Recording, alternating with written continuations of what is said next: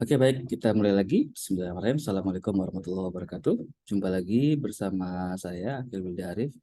Tetap di konten yang sama, ya, belajar barengan. Tetap di tema desain program kerja buat teman-teman nih yang berkiprah di komunitas, pemuda begitu ya, organisasi mahasiswa, di beberapa yayasan dan juga di civil society organization.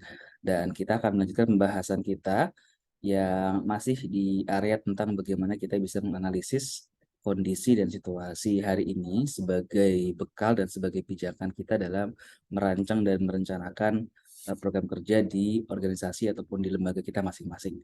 Sebagaimana yang sudah kita bahas pada video sebelumnya, ya, kita kemudian mencoba untuk membahas terkait tentang identifikasi kebutuhan, yang mana kalau kita bicara tentang identifikasi kebutuhan itu, kita memiliki banyak sekali metode dan pendekatan yang bisa kita pakai, bisa kita gunakan untuk bisa benar-benar mengetahui dan memetakan kira-kira kondisi yang terjadi di hari ini, situasi dan yang terjadi di hari itu seperti apa. Sehingga kita mendapatkan satu gambaran yang pasti, satu gambaran yang berdasarkan fakta begitu ya terkait tentang kondisi hari ini, situasi hari ini dan apa sesungguhnya yang terjadi dan apa sesungguhnya yang calon penerima manfaat kita butuhkan. Seperti itu. Nah, pada kesempatan kali ini saya akan sedikit melanjutkan ya terkait tentang salah satu metode yang bisa kita pakai untuk mengidentifikasi kebutuhan ataupun untuk bisa memetakan situasi dan kondisi di hari ini dengan menggunakan pendekatan ini bisa dibilang pendekatan yang sedang laris-larisnya nih gitu ya. Apalagi kalau kita bicara dalam konteks metodologi design thinking seperti itu, kita akan menggunakan tools ini sebagai tools yang mengawali proses apa tadi design thinking tadi ya untuk kemudian bisa memunculkan satu produk atau satu layanan yang kemudian bisa ditawarkan kepada user ataupun kepada bermanfaat. Nah, memang pendekatan ini seringkali digunakan oleh rekan-rekan yang kemudian berkecimpung di startup begitu ya ataupun di private sector begitu ya, tapi tidak menutup kemungkinan teman-teman yang bergerak di sektor ketiga atau sektor sosial atau development sektor ataupun yang di yayasan, komunitas dan sebagainya dan sejenisnya menggunakan pendekatan ini juga. So, tanpa berpanjang-panjang lagi, mari sama-sama kita pelajari ya. Yuk, mari. Masih di current state analysis, masih di analisis bagaimana kita memetakan kondisi dan situasi hari ini. Ya, saya sedikit mengulang nih mereview nih ya. Kita punya dua pendekatan. Pertama adalah problem or need base ya, yang kita memetakan masalahnya apa, kebutuhannya apa. Ya, yang itu ibaratnya kita memetakan kira-kira pull faktornya apa, faktor penariknya apa, gitu ya, faktor penariknya apa. Nah, kemudian kita juga punya asset and resource base, gitu ya, asset and resource base.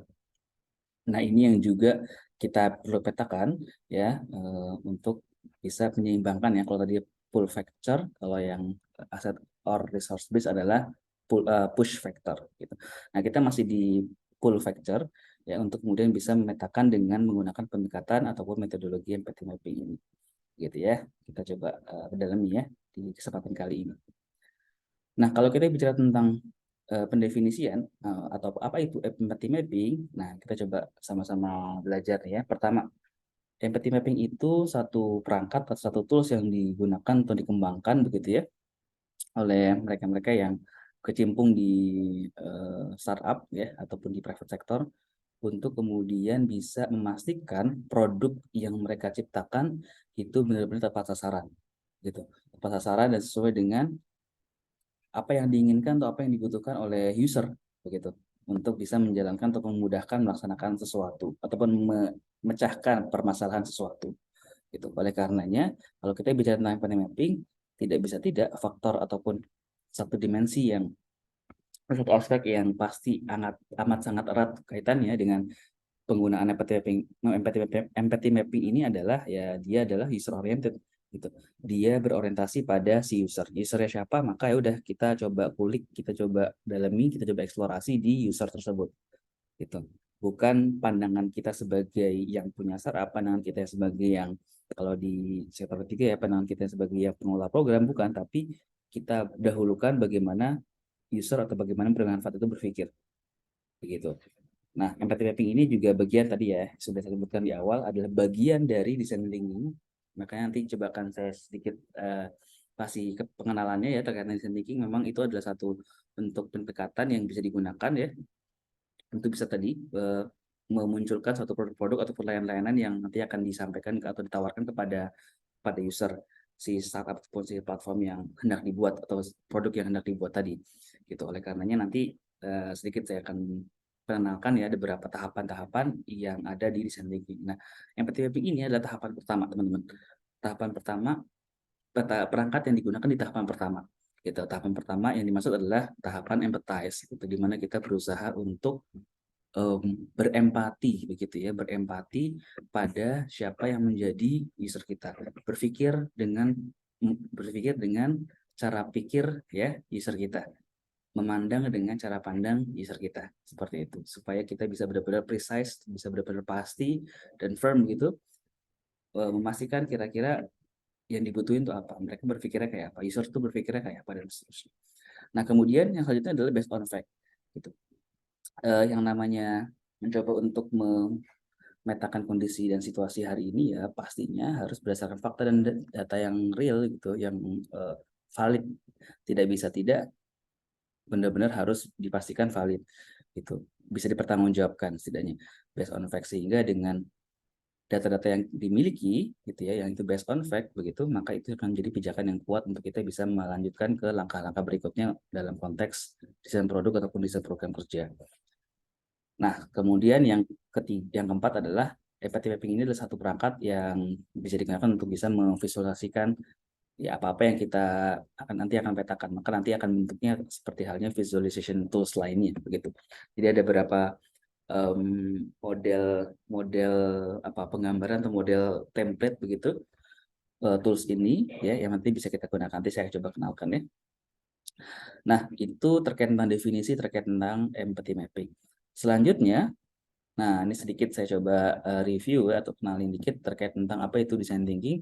Nah, tadi ya design thinking adalah satu proses berpikir ya, sistemik begitu, runut, beralur ya, yang memiliki objektifikasi tadi ya, untuk bisa memastikan produk, layanan, jasa, program kerja, bahkan kalau kita di sektor ketiga ya, memastikan agar program kerja yang kita lakukan bisa sesuai dengan siapa yang menjadi penerima manfaat kita. Ya, di sini ada beberapa tahapan, ada 5 tahapan, teman-teman. Yang pertama ada tahapan empathize. Nah, ini yang kita akan pakai nih toolsnya, ya, empathy. Kita pinjem ya toolsnya untuk bisa memetakan kebutuhan ataupun kondisi situasi hari ini. Kemudian ada define, ya, kita mendefinisikan kira-kira problemnya apa, kebutuhannya apa dari proses empathize yang kita lakukan. Kemudian yang ketiga adalah ideate gitu ya, bagaimana kita bisa memunculkan ide-ide solusi untuk bisa menjawab permasalahan-permasalahan yang sebelumnya sudah kita definisikan. Gitu. Sebanyak-banyaknya kita munculkan, kita brainstorm kira-kira idenya apa, dan sembari kita validasi satu demi satu idenya. Kemudian prototyping ya, karena design thinking ini amat sangat erat dan amat sangat sering dipakai di startup ya, teman-teman yang mungkin pendekatan adalah pendekatan teknologi ya, tech corp gitu ya, technological corporation seperti itu, sehingga membutuhkan yang namanya prototyping platform atau prototyping produknya untuk bisa dimunculkan, untuk bisa di launching sesegera mungkin gitu. Nah, prototyping sudah dicoba dirancang, sudah dibuat, maka lanjutnya adalah di testing. Di testing ke siapa? Di testing ke user ataupun si penerima manfaatnya. Gitu. Nah, kita bisa pakai pendekatan ini teman-teman, tapi untuk kali ini kita coba pakai di tahap pertama, kita pinjam toolsnya yakni empathy mapping. Nah, terus penasaran nih, kira-kira gimana sih bentuk empathy mapping? Nah, ini saya coba kenalkan. Nah, kira-kira gambaran generalnya atau gambaran umumnya empathy mapping itu seperti ini. Jadi ya, ini memang secara template banyak di apa namanya di internet kita bisa dapatkan gitu ya. Nah, ini gambaran template yang paling umum yang bisa kita dapatkan di internet begitu ya. Nah, di sini ada beberapa hal yang harus kita telusuri, harus kita petakan begitu. Bisa namanya gambar orang. Nah, di sini sudah ada beberapa kuadran ya. Bukan kuadran sebenarnya nyebutnya, kalau kuadran 4 ya, tapi ini ada beberapa bagian yang perlu kita isi, dan setiap bagiannya ada beberapa penjelasannya, ada kegunaannya, dan ini sudah ada urutannya teman-teman. Nah, ini bisa kita lihat, di sini ada angka-angkanya, nomor-nomornya yang bisa kita jadikan sebagai acuan urutan Itu ya, mari sama-sama kita lihat ya. Kita mulai dulu dari bagaimana kita mengisi empati ataupun bisa menggunakan empathy map canvas ini. Kita mulai dulu dari pertama dari pertanyaan ini. Who are we empathizing with gitu ya. Dalam hal ini adalah siapa usernya atau siapa penerima manfaatnya. Oleh karenanya kita perlu clear dulu nih ya, kalau kita sebelumnya kemarin ngomongin terkait tentang problem tree analysis juga perlu clear dulu nih, kira-kira siapa yang menjadi penerima manfaatnya. Pun juga empathy mapping ini berbicara, kalau kita ingin gunakan maka perlu jelas dulu nih siapa yang menjadi penerima manfaatnya gitu. Siapa yang menjadi objek dari si program kerja tersebut gitu. Nah, itu yang kita perlu jelaskan. Siapa, kriterianya apa, kemudian karakteristiknya bagaimana dan seterusnya.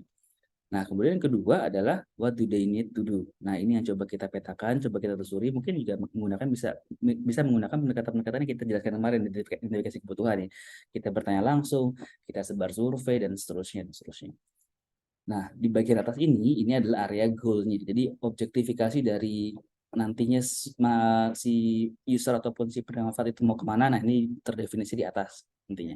Nah, kemudian selanjutnya kita petakan beberapa poin yang lain ini. Poin nomor 3, what do they see? Gitu ya, apa yang mereka lihat. Nah, biasanya what do they see ini kita sekaligus bisa dengan cara mengobservasi, bisa dengan menanyakan. Tapi seumumnya yang dilakukan adalah kita mencoba untuk mengobservasi. Kalau misalkan si orang tersebut gitu ya, si orang tersebut atau si user tersebut atau si calon penerima manfaat tersebut ingin mendapatkan ataupun ingin melakukan sesuatu gitu ya, itu dianggap banyak masalahnya yang kita ingin selesaikan seperti itu ya. Nah, mereka melihatnya seperti apa gitu. Mereka memandangnya seperti apa gitu. Oh, misalkan ketika ada seseorang, kalau kita ambil kemarin ya, case-nya pembuatan latrines ataupun jamban ya di satu wilayah tertentu begitu. Oh, misalkan kita ambil kasusnya masyarakat di satu wilayah di sekitaran sungai begitu, melihatnya mereka mereka melihat sungai sebagai sarana yang awalnya ya, mereka melihat sungai sebagai tempat yang nyaman buat mereka untuk ya membuang hajat mereka atau membuang ya kotoran mereka, masih sisa rumah tangga dan ya sisa mereka sendiri begitu ya. Nah, itu yang mereka lihat sungai gitu. Nah, mereka langsung terpikir sungai itu tempat yang tepat untuk membuang waste gitu, membuang limbah. Tapi kan seperti itu. Nah, itu kondisi awalnya, itu perlu kita petakan. Nah, kemudian yang keempat masuk sudah memetakan what do they see gitu ya. Di sini juga ada penjelasan what do they see in the marketplace. Nah, ini kenapa ngomongin marketplace, kenapa ngomongin platform teknologi ya, karena ini digunakan pendekatannya oleh teman-teman di startup ya. Kemudian keempat, what do they say? Nah, ini yang coba kita lihat nih, kalau kita kemarin identifikasi kebutuhan ada yang namanya felt needs ya. Nah, fairness ini juga sama gitu. Kita merekam segala bentuk perkataan-perkataan ataupun ungkapan-ungkapan yang disampaikan oleh si user ataupun si penerima manfaat. Apa yang mereka katakan terkait tentang persoalan tersebut? Oh, ya kenapa saya buang limbah di sungai ya karena tidak ada tempat lain, Mas, gitu. Nah, kayak gitu-gitu tuh itu perlu dicatat tuh. Tidak tempat lain, Mas. Oh, karena jarak jarak saya dari rumah ke tempat pembuangan itu jauh, Mas. Jadi sayanya ya praktis-praktis aja lah buang sampah di sungai kayak gitu. Atau buang limbah di sungai. Nah, kayak gitu itu perlu direkam gitu, itu perlu direkam. Nah, kemudian selanjutnya adalah petakan juga what do they do. Nah, ini juga bisa kita dapatkan dari observasi dan juga dari wawancara juga atau interview juga ataupun juga survei juga. What do they do juga kita bisa melihat faktanya apa yang kita lihat si warga tersebut melakukan gitu. Misalkan ya tadi buang sampah gitu, buang limbah gitu ya, ataupun kutip mohon maaf buang hajat kayak gitu ya di sungai kayak gitu. Nah, itu perlu coba kita rekam tuh apa aja yang mereka lakukan ya, apa yang mereka lakukan yang tampak yang bisa diindra gitu ya, dan bisa dikonfirmasi tentunya what do they do. Intinya tadi ya, kembali ke prinsip tadi based on fact, berdasarkan fakta yang terjadi di lapangan seperti apa. Nah, kemudian ada lagi kita petakan what do they hear gitu. What do they hear ini nanti kalau kita lihat penjelasannya nih ya, what are they hearing others say, kemudian what are they hearing from friends gitu. Jadi ini adalah pendapat-pendapat yang mereka dengar ya, yang kemudian melegitimasi, jadi masih melegitimasi aktivitas mereka yang mereka lakukan sampai hari ini. Misalkan membuang sampah di sungai gitu. Kata orang tua mereka misalkan, kata bapak saya nggak apa-apa kok Mas gitu ya, buang sampah di sini gitu ya. Toh juga dari dulu juga buang sampah di sini gitu. Jadi ada ada proses dengar yang dilakukan oleh si penerima manfaat ya, untuk bisa melegitimasi tindakan tersebut. Gitu. Nah, ini juga perlu kita petakan, perlu kita inventarisir juga, perlu kita daftar juga. Nah, masuk ke tahapan terakhir, ya, petakan juga what do they think and feel. Gitu. What do they think and feel ini dipetakan juga bisa menjadi dua. Pertama, apa yang mereka pains ini, apa yang mereka keluhkan, apa yang mereka sulit untuk dapatkan. Sama yang kedua adalah gains. Gains itu adalah apa yang mereka dapatkan, gitu. Nah, pains and gain ini penting untuk kita bisa memetakan juga kira-kira kalau kita menginginkan untuk bisa menawarkan solusi tertentu, kira-kira mengurangi pains-nya apa enggak, atau justru malah mengurangi gains-nya. Nah, ini jangan sampai nih, jangan sampai solusi kita mengurangi gains-nya. Gitu. Harapannya solusi yang kita bisa munculkan atau bisa tawarkan adalah mengurangi pains yang dirasakan oleh si penerima manfaat ataupun si user tersebut gitu. Misalkan pains-nya apa tadi? Misalkan di masyarakat di sekitar sungai gitu ya.